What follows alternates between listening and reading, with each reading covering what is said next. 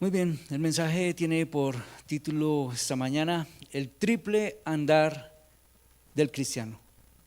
El triple andar del cristiano. Es mucho más fácil estudiar la verdad e incluso discutir sobre ella, entrar a Facebook y meternos en cualquier cantidad de problemas dando nuestras opiniones sobre la verdad que practicarla, ¿no? Son cosas totalmente diferentes. Un pastor en cierto lugar contaba sobre un joven extraño que a menudo se paraba frente a su iglesia para repartir folletos donde denunciaba a los líderes evangélicos. Y esa era su tarea, denunciar. Así que el pastor dice, por supuesto, nosotros no podíamos impedirle que repartiera su literatura. Así que el pastor optó por una estrategia y llamó a su gente y le dijo, bueno, vamos nosotros a recibir de ese muchacho tantos ejemplares como nosotros podamos. Los que él nos dé, vamos a recibir todos esos ejemplares. Y después de recibirlos, vamos a destruirlos. Cuenta el pastor que dice uno de nuestros hombres, un cierto día decidió seguirle los pasos a este joven. Y se dio cuenta que el muchacho se fue para el parque, para un parque cercano, se reunió allá con ciertos amigos y bajo un árbol se sentaron a beber cerveza y a fumar cigarrillo. Sin embargo, unos minutos antes, ese joven había estado gritando arengas contra los libertinos en la iglesia, ¿no? Ese muchacho pensaba que estaba comprometido con la verdad y oponiéndose al error. Sin embargo, al mismo tiempo, él no estaba andando conforme a esa verdad que tanto estaba proclamando y defendiendo, ¿no? Sus actitudes, sus acciones beligerantes, en realidad estaban negando la verdad que él trataba de defender. Nos encontramos en la segunda carta entonces del apóstol Juan. Y en estos versos que nosotros encontramos, del verso 4 en adelante, emerge algo muy importante de la carta y es ese propósito práctico que tiene Juan por comunicarle a la iglesia. Permítame compartirle como la estructura de la carta y Dios mediante vamos a verla, la vamos a estudiar hoy y dentro de 8 días. Así que esa parte práctica de la que va a hablar Juan podemos dividirla en dos. Uno tiene que ver con la vida interna de la comunidad local, que sería como nuestro primer punto. Y dos, tiene que ver con el peligro doctrinal que amenaza a esa comunidad, pero desde afuera. ¿Sí me da a entender? Uno, tiene que ver con la vida interna de la comunidad. Y dos, con el peligro doctrinal que la amenaza. Y al final, en los últimos 2 versos, vamos a encontrar las palabras de conclusión y de despedida del apóstol Juan. Así que en esta pequeña carta vamos a encontrar unos contrastes, mis hermanos, con los cuales ya nosotros nos hemos familiarizado porque hemos estudiado la primera carta. Se ha hablado por una parte de la verdad, pero también hemos encontrado un contraste con la mentira, ¿cierto? Por un lado se ha hablado de la iglesia, pero también hemos encontrado al mundo. Se ha hablado de Cristo, pero por otro lado se ha hablado del anticristo. Hemos hablado de los mandamientos de Dios, pero también hemos hablado de los engaños del diablo. Entonces, vamos a ir en esta dirección y vamos a pensar en ese primer puntico de la estructura y sobre eso nos vamos a detener hoy y Dios mediante en 8 días terminaremos. Vamos a hablar sobre la vida interna de la comunidad local. Y eso lo encontramos de los versos 4 al verso 6.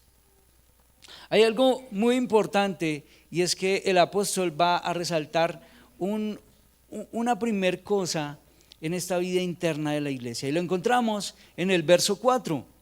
En el verso 4 el apóstol va a dar una alabanza para esta iglesia.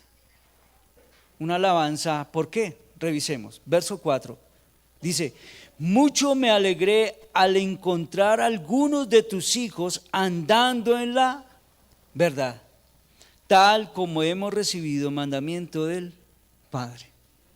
Entonces Juan viene a hablar de la vida, de la vida práctica, de eso interno que hay allí, les da una alabanza, y la alabanza tiene que ver: los elogio porque ustedes permanecen en la verdad.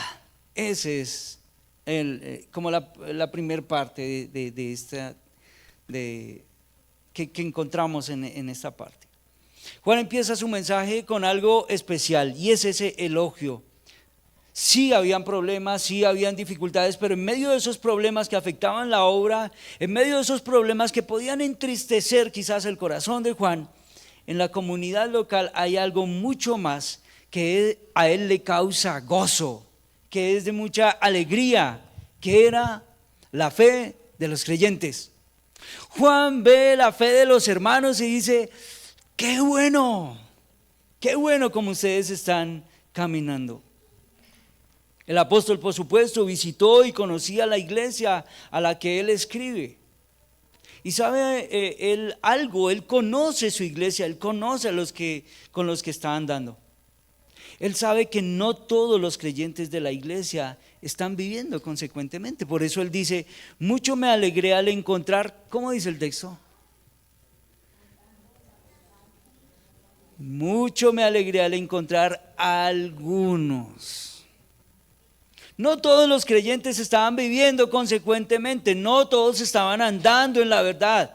¿Solamente cuántos? Algunos lo hacían. Pero a pesar de que solo algunos estaban caminando de esa manera, el apóstol dice: me alegro, eso me causa un gran gozo, esa es una buena noticia. Ahora, mucho me alegré al encontrar a algunos de tus hijos andando en la verdad. Ustedes encontrarán quizás en otra traducción, podemos encontrar esa frase como que algunos están viviendo según la verdad. Significa que algunos tenían vidas ejemplares. Algunos tenían vidas que se ajustaban al mandamiento que se le había dado a los creyentes. Aquí la verdad parece asemejarse como a un sendero por el que nosotros vamos caminando. Parece semejanza la verdad como a una carrera. Vamos caminando por aquí y no debemos desviarnos. Por eso Juan dice: veo que algunos de ustedes han estado andando en la verdad.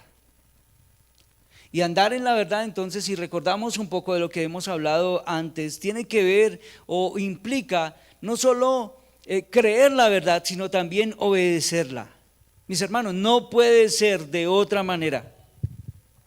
De modo que la forma de comportamiento que se hace visible en ellos concordaba con la verdad.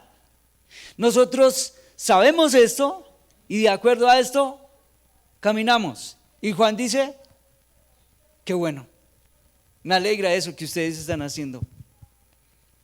Juan ve esto y eso lo llena de gozo.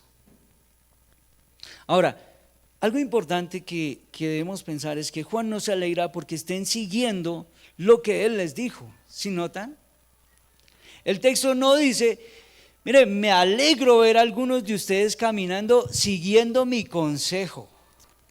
No. Él no dice: qué bueno que hayan seguido lo que yo les dije. Eso sí que me alegra. ¿A usted les alegra cuando dan un consejo y las personas siguen ese consejo? Dice: qué bueno, así es. Pero cuando usted da un consejo y la persona no sigue ese consejo, uno dice: pero ¿para qué me pidió consejo si usted iba a hacer lo que quería, no? Bueno, eso no pasa con Juan. Juan está alegre porque ellos están caminando de acuerdo a la verdad, no porque él les dijo. Entonces algo debe llamar nuestra atención en el texto y es una palabra que va a aparecer ahí. Mucho me alegré de encontrar a algunos de tus hijos andando en la verdad, tal como hemos recibido, ¿qué? Lea su Biblia, hermano. Tal como hemos recibido, ¿qué? Mandamiento. Como yo sé que ustedes ya son unos hermanos curiosos, agudos cuando leen la Escritura, encontrarán que esta palabra mandamiento se repite 4 veces en 3 versículos. ¿Qué significa eso? Que el apóstol quiere llamar nuestra atención sobre ello. Juan ya argumentó en su introducción que Dios nos ha ordenado que andemos en la verdad. Bueno, los mandamientos de Dios, hermano, enfocan la verdad. Y enfocan la verdad en aspectos específicos de la vida. ¿Sabe? La verdad pudiera ser un poco vaga y general si nosotros en realidad no tenemos cuidado. Pero los mandamientos hacen que esa verdad sea específica. Los mandamientos hacen que esa verdad sea obligatoria. Entonces arrojemos una pregunta: ¿cómo se relaciona la verdad y el mandamiento en nuestro texto? Bueno, lo que el texto nos está diciendo es que andar en la verdad es ¿qué? Un mandamiento. Mucho me alegré al encontrar a algunos de tus hijos andando en la verdad, tal como hemos recibido mandamiento mío, dice Juan. No, ¿mandamiento de quién? Del Padre. Andar en la verdad es un mandamiento que nosotros hemos recibido del Padre. Pero no solo eso, nosotros vamos entendiendo que cada mandamiento que nosotros hemos recibido de parte de Dios es una expresión de su amor. No es sencillamente una ley que el Señor quiso dar. Aquí les doy este mandamiento, cúmplanlo. No, el mandamiento tiene esa expresión de amor del Señor para nosotros. Y por eso vendrán esas palabras en un momento, ya las vamos a contextualizar. Mis hermanos, Dios nos ha revelado su verdad de tal manera que nos deje en libertad para creer o no creer en ella, para andar o no andar, para andar en ella según nuestro parecer. La obediencia a la verdad de Dios no es opcional, es un mandamiento del Señor. Algo más. Cuando aquí se habla de mandamiento, tenemos que entender que no se trata de un mandamiento en específico, de uno solo. No es de uno en particular del que se está hablando. Se habla de toda esta verdad recogida en la Escritura, que conlleva obligaciones que se relacionan precisamente todas con la fe. Así que los creyentes tenemos el compromiso.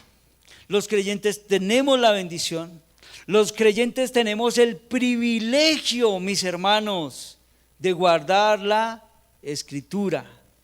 Una Escritura que ha procedido ¿de dónde? ¿Que viene de dónde? De Dios mismo.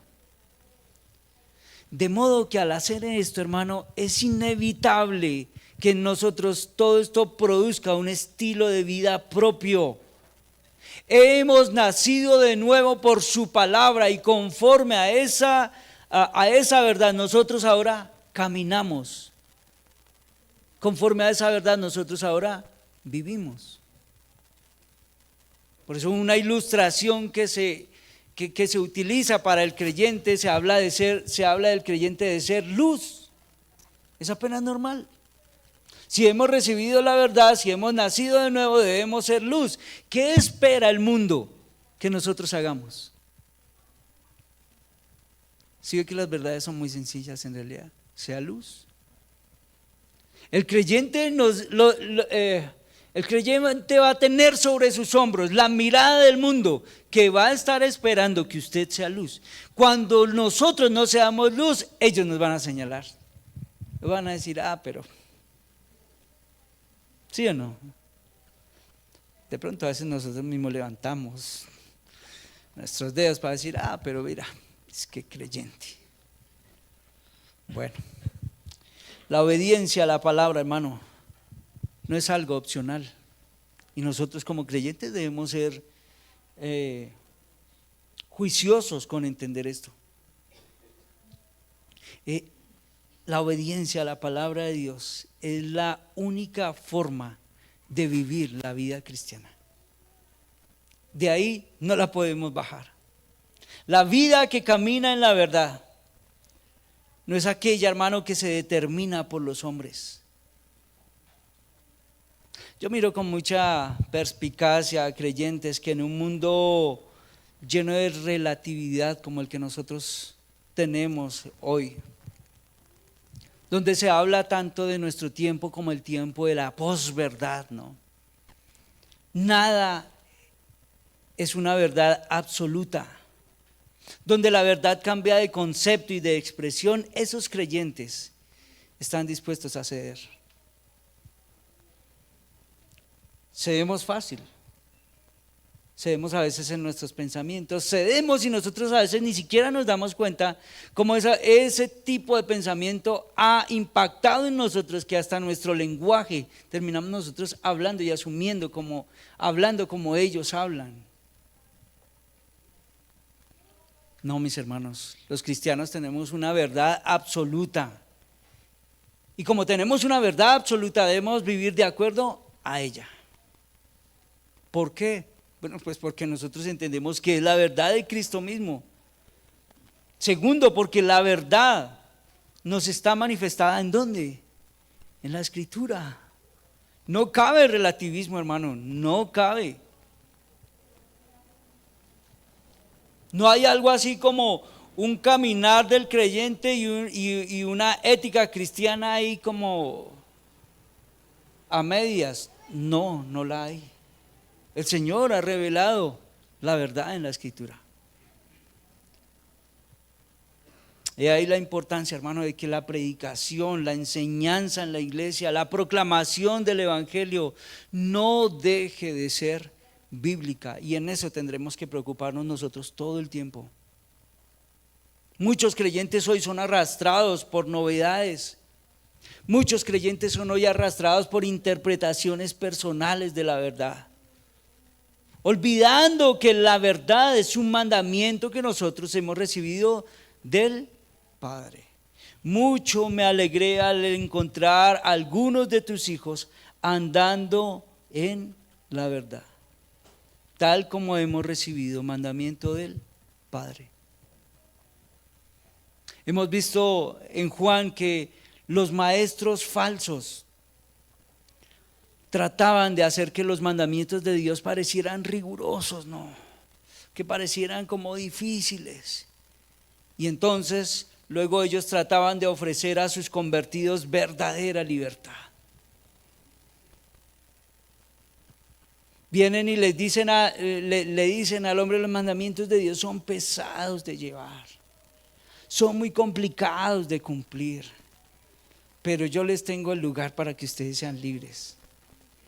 El apóstol Pedro se va a pronunciar sobre ello. Es lo que va a decir unas hojitas atrás, 2 de Pedro 2:19. Estas palabras de Pedro me gustan mucho.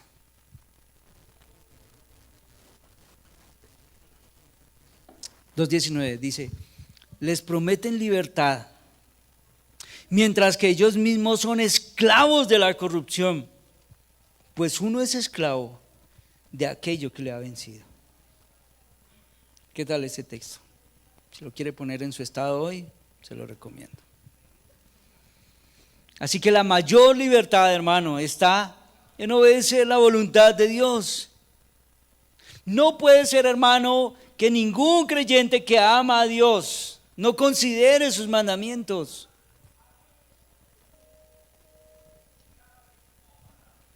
Ningún creyente que ama a Dios debe considerar que sus mandamientos son rigurosos, que sus mandamientos son insoportables, son difíciles. No, mis hermanos, son la verdad revelada.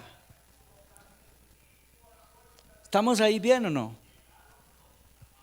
Ahora, En medio de la alegría de Juan, al ver esa vida interna de la comunidad, también tenemos algo especial.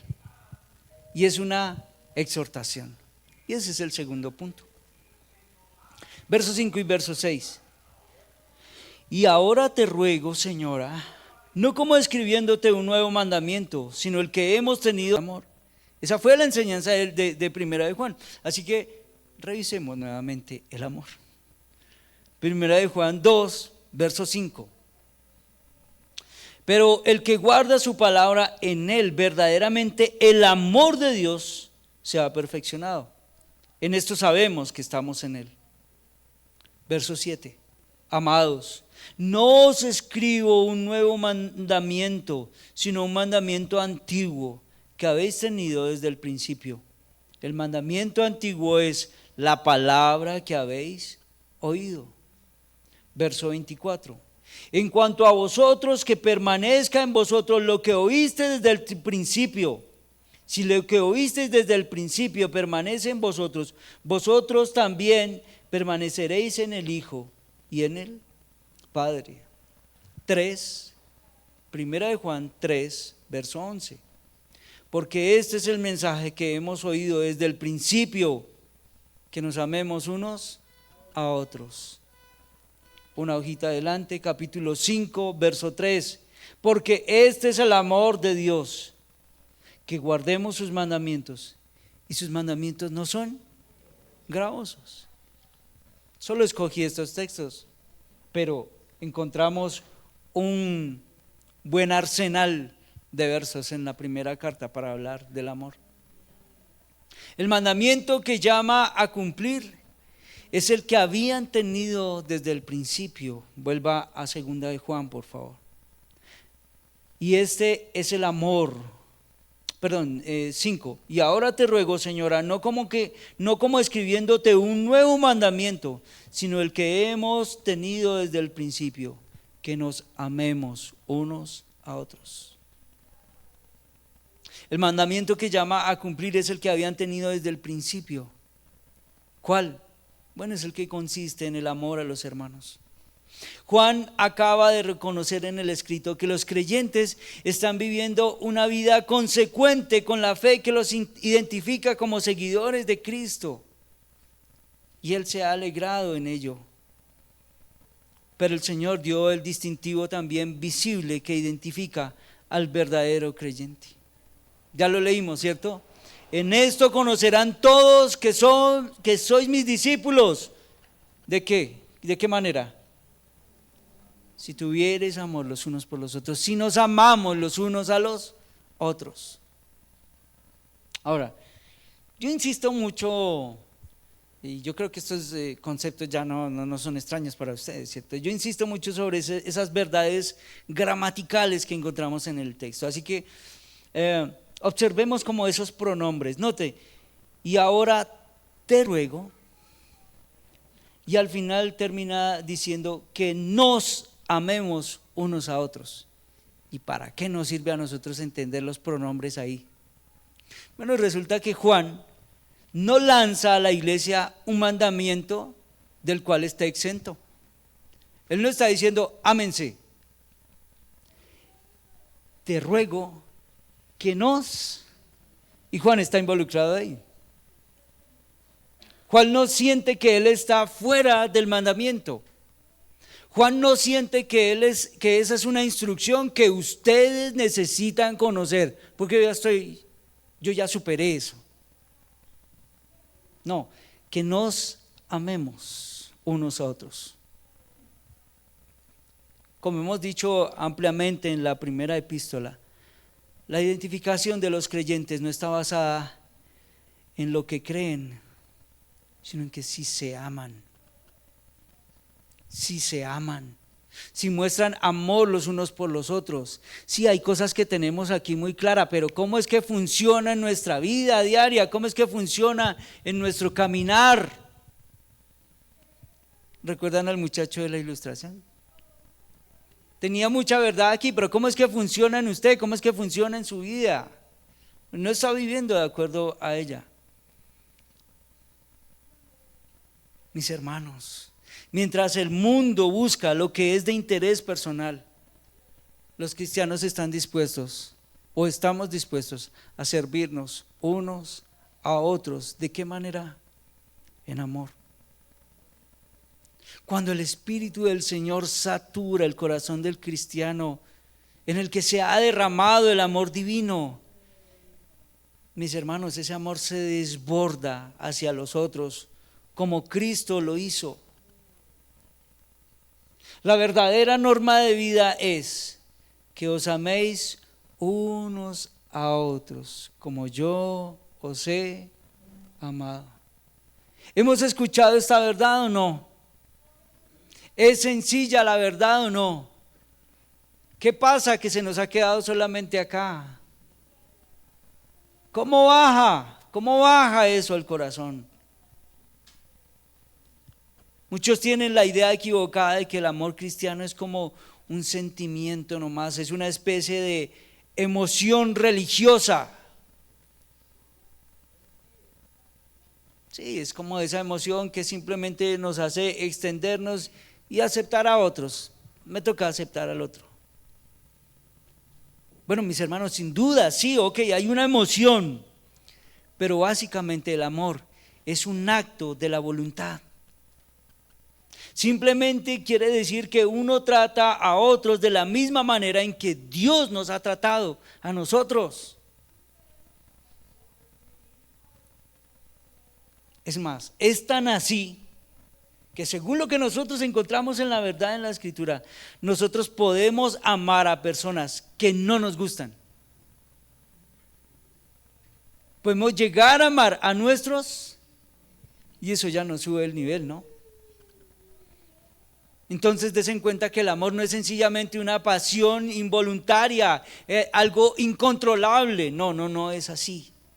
Es un servicio abnegado, es un servicio emprendido. Hago una elección deliberada por hacerlo. Voy a amar a mi hermano. Verso 6. Y este es el amor, que andemos conforme a sus mandamientos. Este es el mandamiento tal como lo habéis oído desde el principio, para que andéis en él. La característica determinante del amor es que andemos según sus mandamientos. Y nuevamente aparece la palabra que debe llamar nuestra atención porque se repite en el texto todo el tiempo.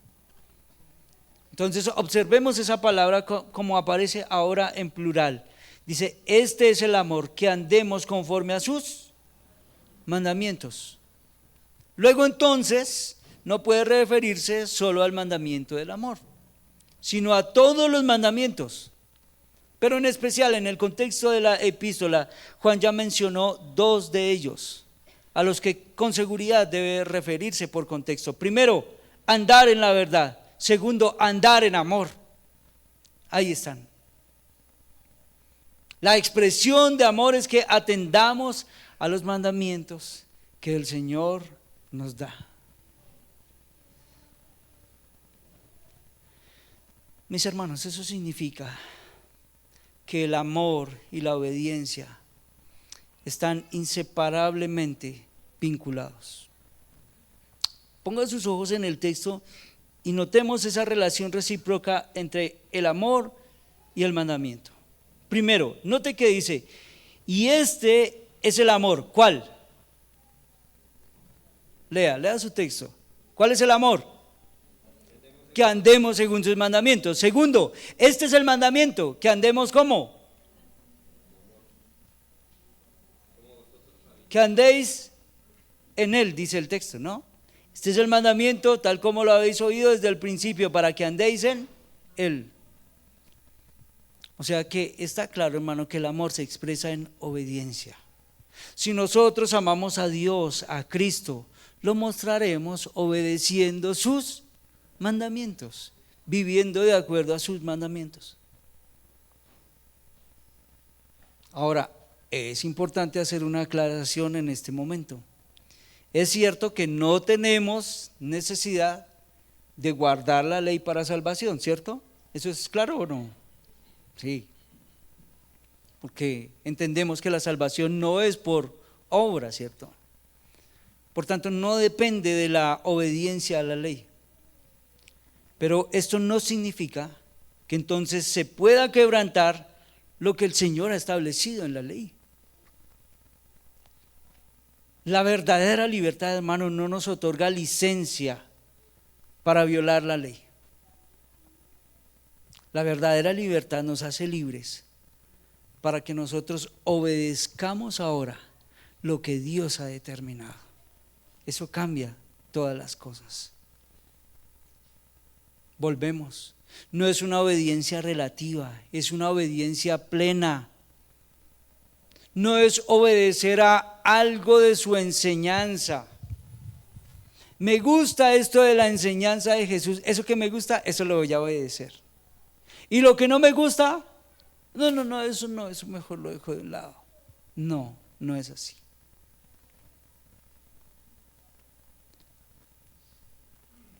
Vamos encontrando en el texto, hermano, que la ley y el amor no son incompatibles. Más bien, la ley y el amor se vuelven el uno al otro. La libertad cristiana tampoco es incompatible con la ley, como no lo es el amor. Entonces notemos que la vida cristiana, hermano, va teniendo una parte muy especial y nosotros la vemos o la consideramos desde el punto de vista de los mandamientos. Esta es la vida cristiana. ¿Qué dice el Señor? Esa palabra mandamiento, entonces es la que se ha ido repitiendo en todo el texto. 4 veces se ha repetido en 3 textos para llamar nuestra atención. Y si ponemos nuestra atención sobre esas 4 palabras, esas 4 palabras son las que le dan como cohesión a todo ese párrafo.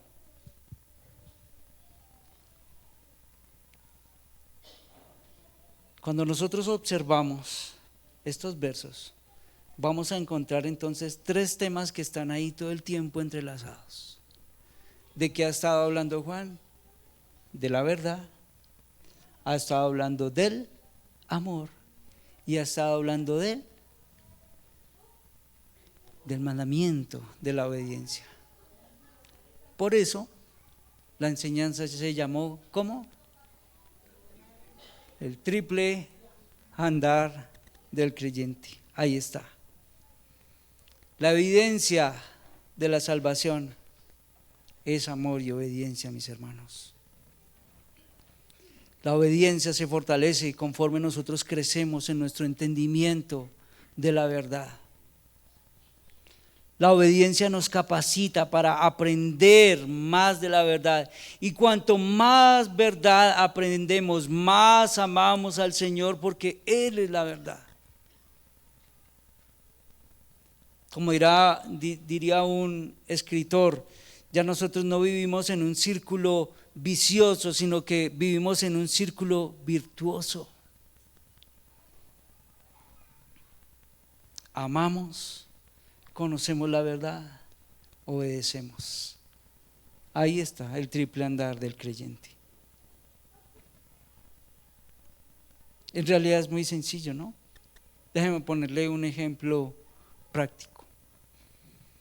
A veces nosotros como padres nos quejamos porque nuestros muchachos, porque nuestros hijos no viven de acuerdo a lo que nosotros creemos que ellos deberían vivir. Pero la pregunta es, nosotros le hemos comunicado a ellos, hey muchacho, estas son las reglas en casa. No se las hemos dicho y queremos que vivan de acuerdo a esas reglas. ¿Sí me va a entender? Esto no es un taller de padres, pero eso significa que nosotros como padres no podríamos corregir a nuestros hijos si nosotros no les hemos comunicado la verdad, si no le hemos dado la instrucción. Si usted no ha dado la instrucción, usted no puede corregir a su hijo, tiene que darle la instrucción, sobre esa instrucción lo va a corregir. Quiere alcanzar obediencia en su muchacho, comuníquele lo que sus reglas o lo que usted necesite comunicarle. Es ese Padre amoroso que nosotros encontramos en la Escritura que dice: venga, ustedes son una nueva criatura, ustedes han nacido de nuevo, vivan así. Y el Señor nos da instrucción. Ahí tienen la Escritura. No se pongan a inventar. No vivan como a ustedes les parece. Consulten la palabra, ahí van a encontrar cómo vivir en la verdad, cómo vivir en el amor, cómo vivir en la obediencia. Ahí está, el Señor nos lo ha dicho. Para terminar, vayamos juntos a Juan 14, verso 15.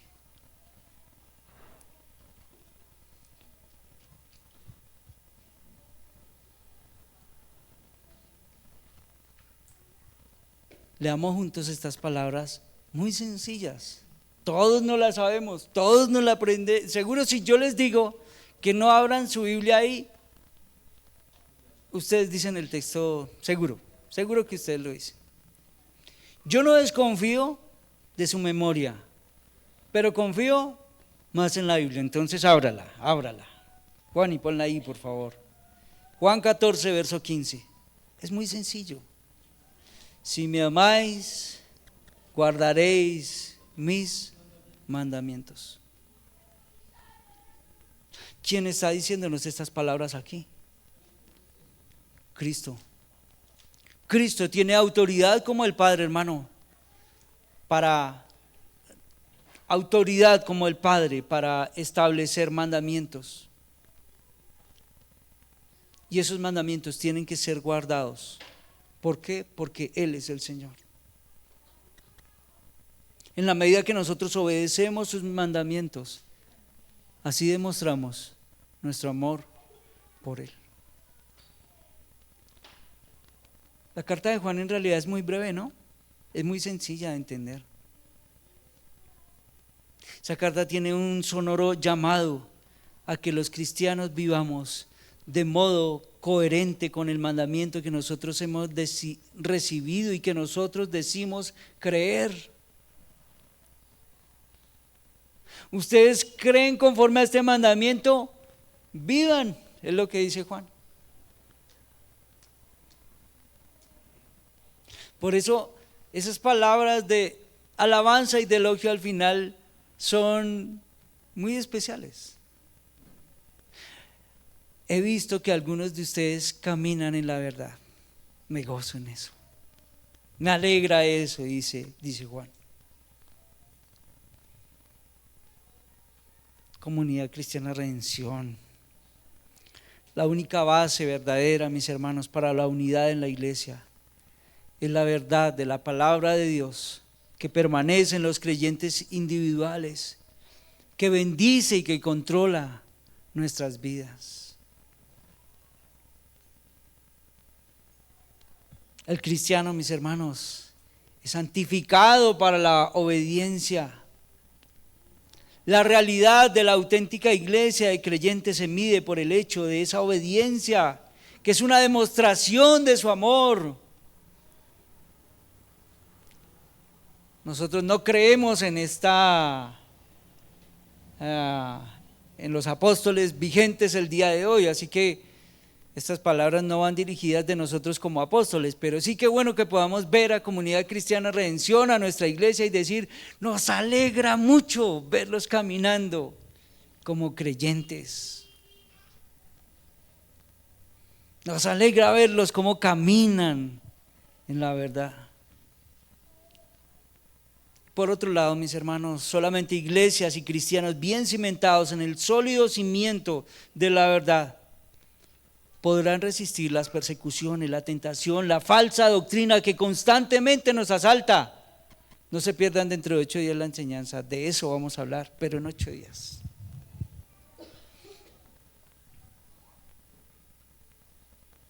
Si alguien que no es creyente esta mañana me está escuchando,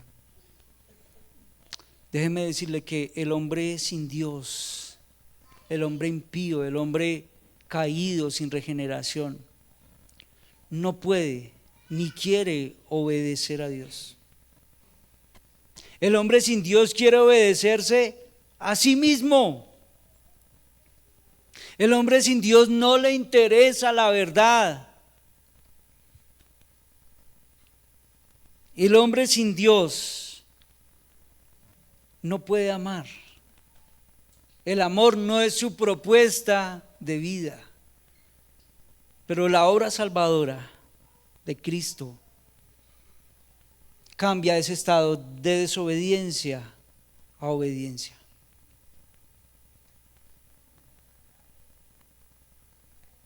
Si tú no eres un creyente, no podrás amar la verdad. Si tú vienes a Cristo, te arrepientes, podrás seguir el amor, podrás seguir la verdad.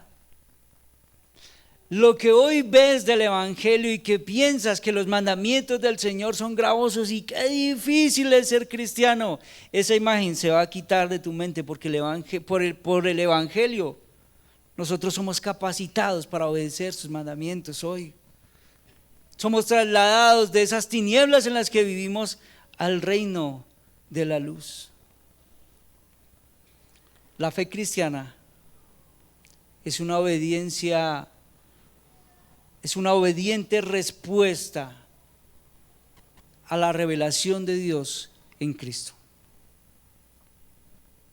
La obediencia es una manifestación visible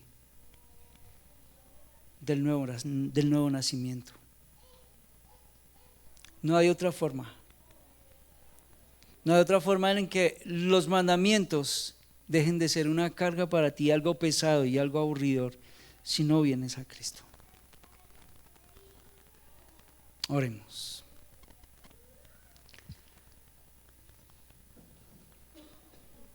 Señor, quizás nosotros mismos en algún tiempo atrás dijimos, qué difícil es ser cristiano, qué complicado es ser cristiano. Seguir sus mandamientos es una carga pesada para nosotros. Gracias sean dadas a ti que hoy podemos hablar de estas cosas que hablamos y podemos decir, estamos entendiendo lo que tú nos estás diciendo en tu palabra. Hoy amamos tu ley. Hoy para nosotros no es una carga pesada cumplir tus mandamientos. Solo por la obra de tu Espíritu en nosotros hemos podido volver nuestra mirada y abrazar tu ley, y abrazar los mandamientos, y abrazar lo que tú nos dices con amor. Pero por otra parte, Señor, muchas veces también en nuestro caminar nos vemos desfallecer y luchamos con nosotros mismos porque no vivimos conforme a la verdad que nosotros entendemos que hemos recibido. Así que perdónanos y ayúdanos, Señor. Ayúdanos para que conforme a esta verdad nosotros podamos, por ejemplo, amar, que ha sido el mandamiento que tú nos has comunicado esta mañana. Obedecer tu ley. Ayúdanos, Señor. No podemos, hemos visto caer nuestros esfuerzos vez tras vez cuando hemos querido hacerlo en nuestras fuerzas. Ayúdanos, Señor, para que con gozo podamos vernos quizás los unos a los otros como hermanos y podamos tener estas palabras de ánimo y de alegría también al decir, nos alegra ver a nuestros hermanos caminando conforme al mandamiento que tú nos has dado. Ayúdanos, Señor. Ayúdanos a ser consecuentes con esta nueva vida que nosotros hemos recibido en Cristo. Te pido, Padre, que abras el corazón, abre la mente de aquellas personas que escuchan esta palabra, que escuchan este mensaje y que no son creyentes. Rogámonos para que tú traigas una obra poderosa, llamándoles a la fe y al arrepentimiento Te lo rogamos esta mañana en el nombre de Jesús. Amén. Amén. Bien, mis hermanos, un fraternal abrazo para todos.